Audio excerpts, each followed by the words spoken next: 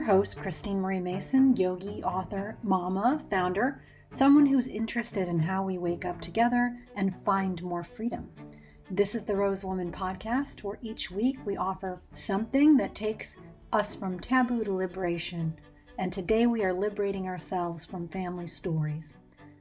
This episode is the first in a series on inherited family patterns and collective trauma, a primer that introduces some basic concepts that I'll play with in the next couple of episodes.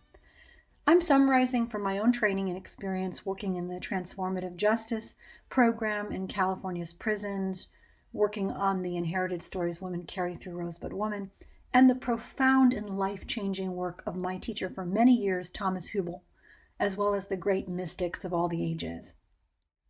What I know about unhelpful family patterns and stories is that while the pain and suffering that they bring is not your fault, it is your responsibility. Or let me say, it's not my fault, it's my responsibility to make the most of this particular life by becoming aware of them, shifting them in myself, and not spewing them onto my kids, my lovers, or even strangers in the culture.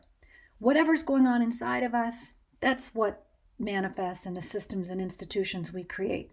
If we unwind our thoughts, freedom follows. So let's get into it. The basic principles of collective trauma and collective healing.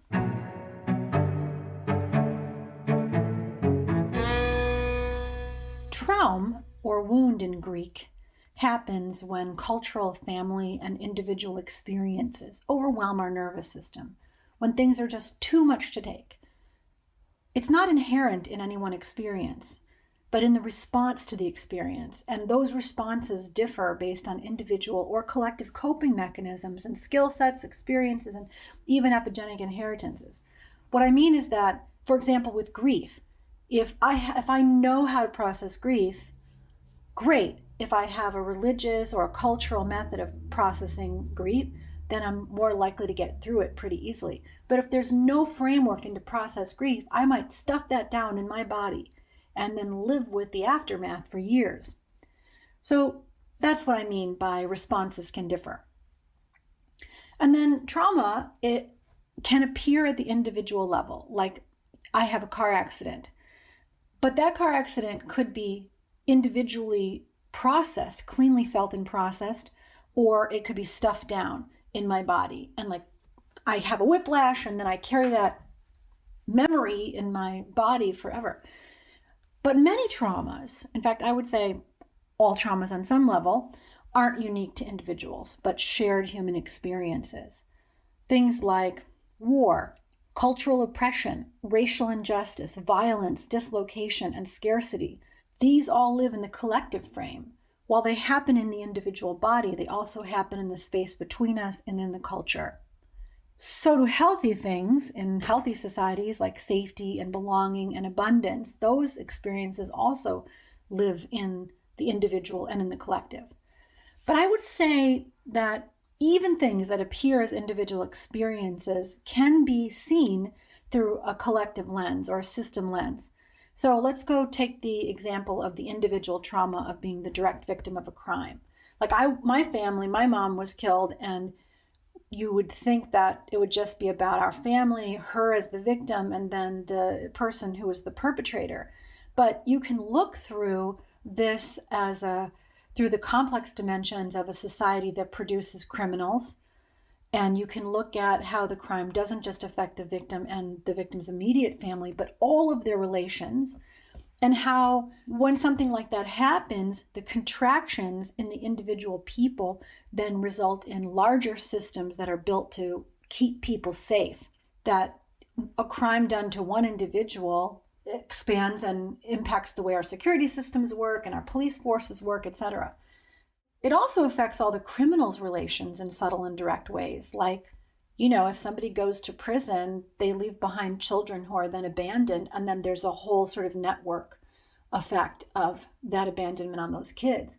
So I would say that even what looks like an individual trauma is collective trauma at some level. I also want to speak to shock and developmental traumas and how they differ. The range of damage caused and the emotions that each of these two different kinds of traumas elicit can be very different. So the predominant emotion resulting from shock trauma is fear. And the predominant emotion arising from attachment trauma, for example, is shame or anxiety. Collective traumas also fall into the category of developmental or shock trauma. So war or natural disaster is a shock trauma. You're just sitting there and then all of a sudden, a tornado comes and takes the roof off your house. That's a very different impact on the body than chronic poverty or systemic racism, where you're in a hyper-aroused state in your nervous system all the time. Chronic traumas or stressors upregulate or intensify the nervous system's activation over often years, maybe even a lifetime, and that really shifts the way you frame the world. So my teacher, Thomas, says that trauma adaptations are protective intelligences. So you're naturally coming into life with this life force that is pure and clear, and that the impact of trauma causes you to sort of maneuver and twist your activity and your belief to meet the environment that you're in. And so if belonging means you have to pervert your behavior or your thought pattern in some way, then you will do that, but you lose sort of that pure connection to your own essence in the adaptation. So trauma adaptations are protective intelligences, yes. It freezes the experience in the physical body and creates psychic and behavioral adaptations that are designed to help you or help me avoid a similar experience in the future. So that adaptation can cause me to contract or shut down to protect myself. And while they are intelligences or survival mechanisms, and sometimes they allow for short-term self-protection, they come at a cost. For example, a child who grows up in a home which doesn't tolerate failure of any kind will learn to perform and strive to be accepted and loved while internalizing a sense of not enoughness or shame. And this shame might in turn create fear of taking risks or doing things wrong. Another example of this adaptation might be if you are physically abused as a child or as a young person, you often learn how to dissociate from your own body, like leave your mind kind of goes somewhere else while you're being abused.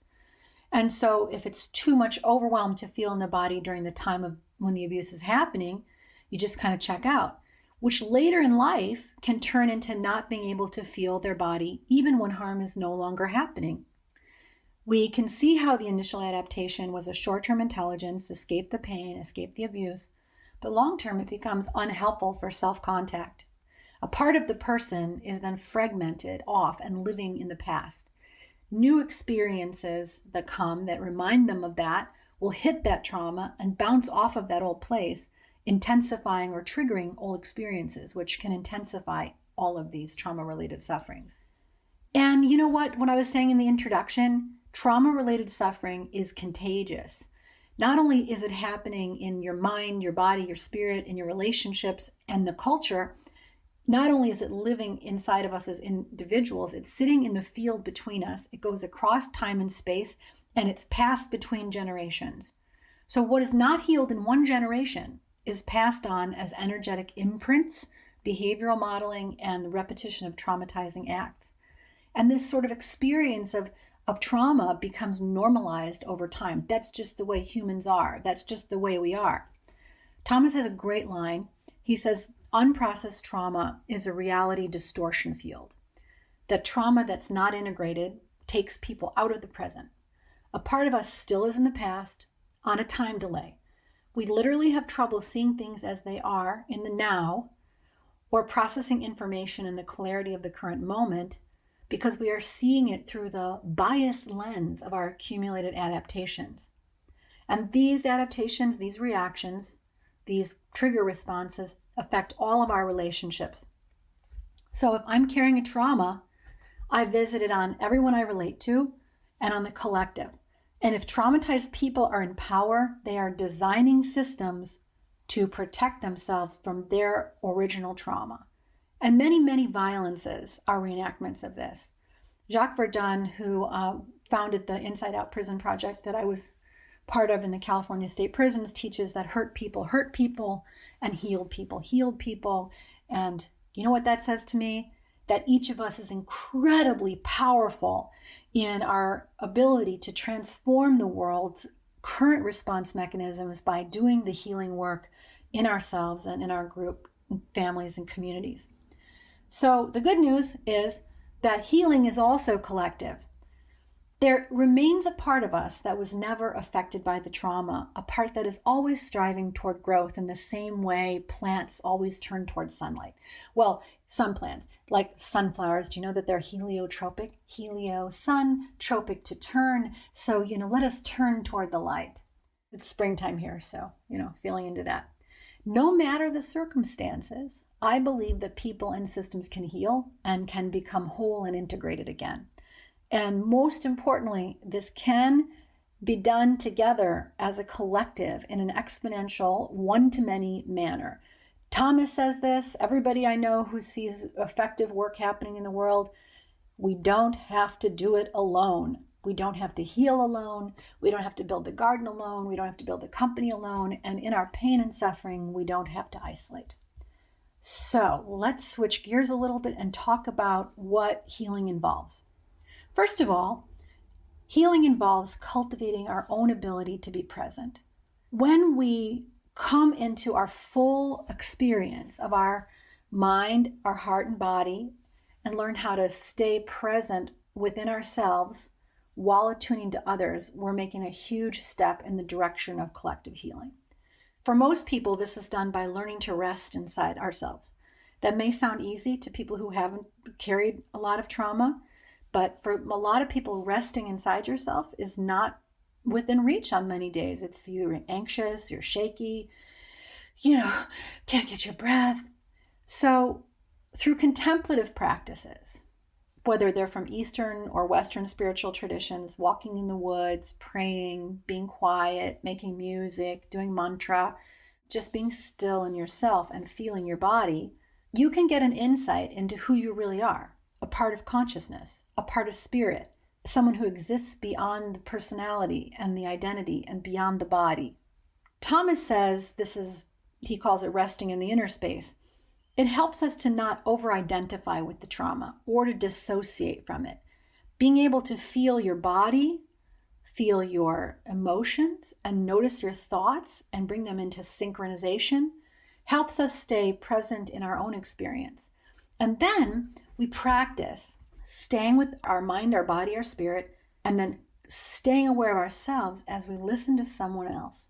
What you might notice is that then when someone else begins to speak and they're telling a story of some sort, you have a feeling to leave yourself and lean out and help them or respond to them. Or you might have a response to what they're saying that causes you to pull away and contract and get tight. In either situation where you lose self-contact because you're leaning out to help someone else or connect with them, or you lose other contact because what they're saying is too frightening, that's the way that we get disconnected from our own experience and from others. And that losing of the connection is difficult to overcome if you're going to process and heal from collective trauma. So we cultivate our ability to be present.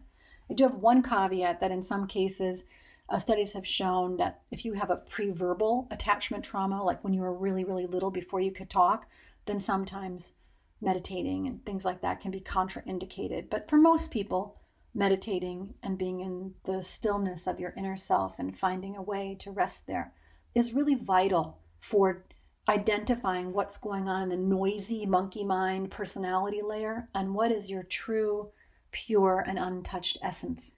So the second thing after learning how to rest in the inner space is to be felt and met in relational presence. I will tell you, most self-help guidance starts with the self piece, and that means you're doing it alone. Many forms of therapy, including collective trauma work, are telling us now that we heal not alone or one-to-one or in secrecy, but that we heal in relationships. There's a growing body of work on what's called the social engagement nervous system, or Polyvagal Theory, by a guy named Porges. And that is phenomenal reading. The Polyvagal Theory, Neurophysiological Foundations of Emotions, Attachment, Communication, Self-Regulation by Stephen W. Porges. If you are at all interested in this material, the Polyvagal Theory. That's an incredible work. It's probably one of the most important things that's happened in psychotherapy in a long time, in psychological theory. But what's important there is that it makes it abundantly evident that we are co-regulating each other's nervous systems all of the time, and that we are living in a constant current of intersubjective awareness, or between people awareness. We are working on each other all of the time. Think about what happens when you're in a room and a loud noise goes off. The first thing that you do is like look up, look around, and then make eye contact with other people to see, is this something that we should be concerned about? The response of the group, the fear or the laughter or whatever it is in other people's faces, is part of the way we regulate and understand whether we're safe. And when we're little children, when a big noise like that happens, the first thing we do is look up and look at our parents' face to see if we're safe. So, I talked about this before, but if you've got your nose in your phone and your kid's looking for your reassurance and they don't find a place to be met, that mutuality of that regulation will fail and the child will be left to regulate within themselves. And a child that learns how to regulate within themselves gets often creates a lot of anxiety in that body that's carried for the rest of their life. Okay, so first one, cultivate the ability to be present, rest in the inner stillness. The second one, be felt and met in relational presence. And now let's talk about the third one, which is truth-telling. So now you know that you're not your personality, it's not your fault, it's not your responsibility, and you are able to talk, to understand that you're going to be healing with other people. And what are you going to do in this container? The third thing, truth-telling. Man, that is hard. When a trauma happens and it's not able to be met in real time, when it gets repressed and goes underground in the body and often in the mind, it creates secrets and isolations. Let me just restate that. Unshared traumas become secrets and isolations. And secrecy, my friends, is a separation factory. It creates blocks to love and relationship, especially when there is shame around the secret, because shame makes it difficult to accept love even when it's offered. So, when we can sit in presence with another person who can hold their ground and meet us, or we can do that for someone else, when we can say, tell me how it really was for you, I am listening, in a way that wasn't available when we were first going through the trauma, it begins to lift the old story up and remove the unhelpful adaptations from our bodies and our minds and our spirits. Telling the truth in the presence of someone who is listening and acknowledging is freedom in a moment.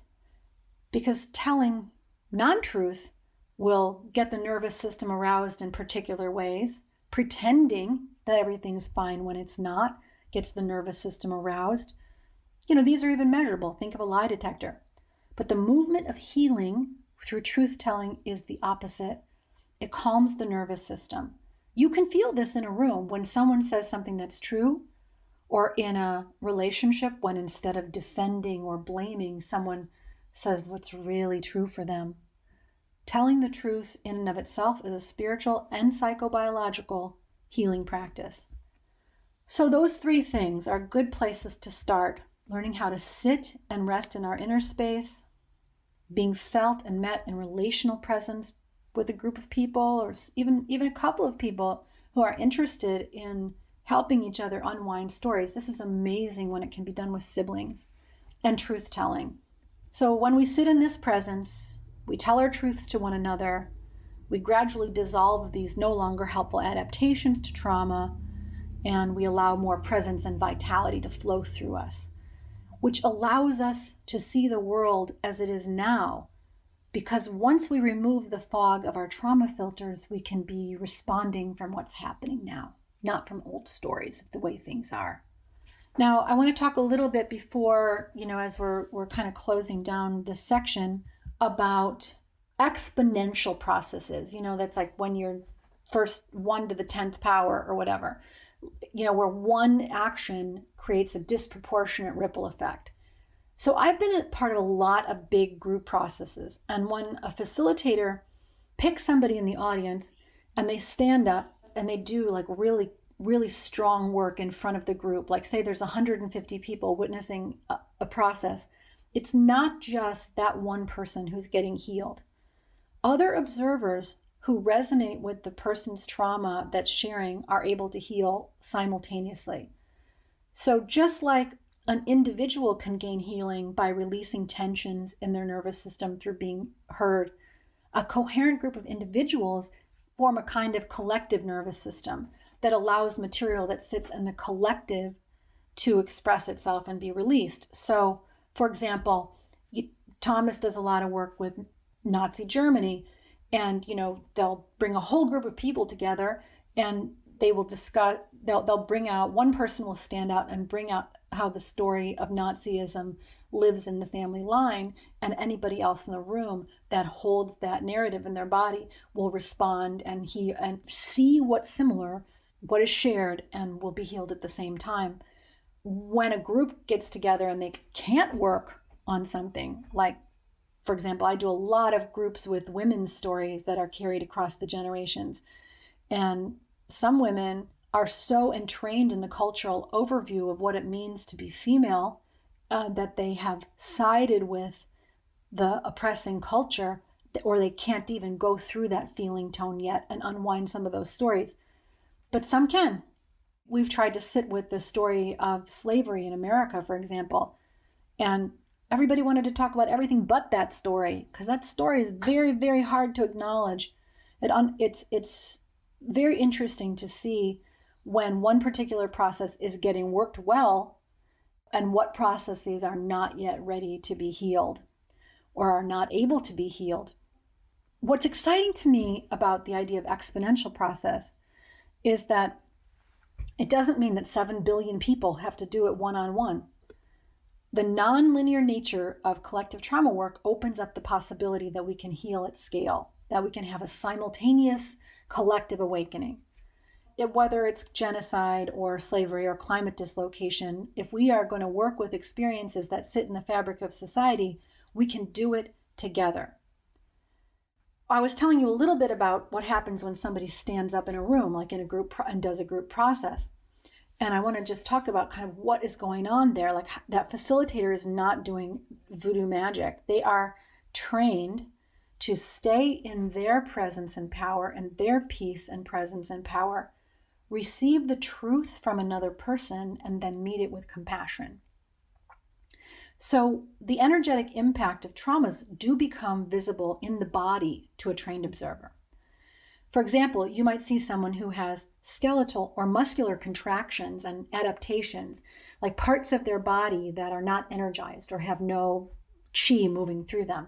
This can be imbalances from the left to the right side of the body, from the upper half of the body to the bottom half of the body, from the front to the back. It might show up as their eyes or their gaze being pulled inward or narrowed. It might show up in uneven breathing patterns. So a skilled facilitator can scan the physical and energetic body of a person and ask questions about what is happening in your body that can help direct attention and inquiry to trauma that is still held inside of us. If you get a chance, whether it's looking at the body work of Alexander Lowen or Peter Levine or Ida Rolf or Bessel van der Kolk, this whole field of how the body is holding trauma is called somatic psychotherapy. And you have places in your body that might be numb or you can't feel. And one simple practice to do is just to feel your own feet on the ground, and then just go up and down your body and then notice where you feel and where you don't feel. Without judgment, just notice it. Where do I feel things? Where do I not feel things? And to do this scan periodically throughout the day. And then if you do find a dark spot or an unfeeling spot, like, kind of go in there with your attention and ask what's happening. Here's another exciting thing before I close today. I subscribe to Nature magazine, which is like science and nature and all these published studies. And in February of this year, the cover had a beautiful image of almost like a cone-shaped scanning network thing that was all glowy and beautiful. And it was about photon avalanching. I read the article, I read the study, In mathematics, avalanching processes are when a cascade of big events, is triggered by a series of small changes, small perturbations. Nature explains it this way. They said, avalanching processes are found in a wide range of phenomena beyond snowslides, including the popping of champagne bubbles, nuclear explosions, neuronal networking, and even financial crises.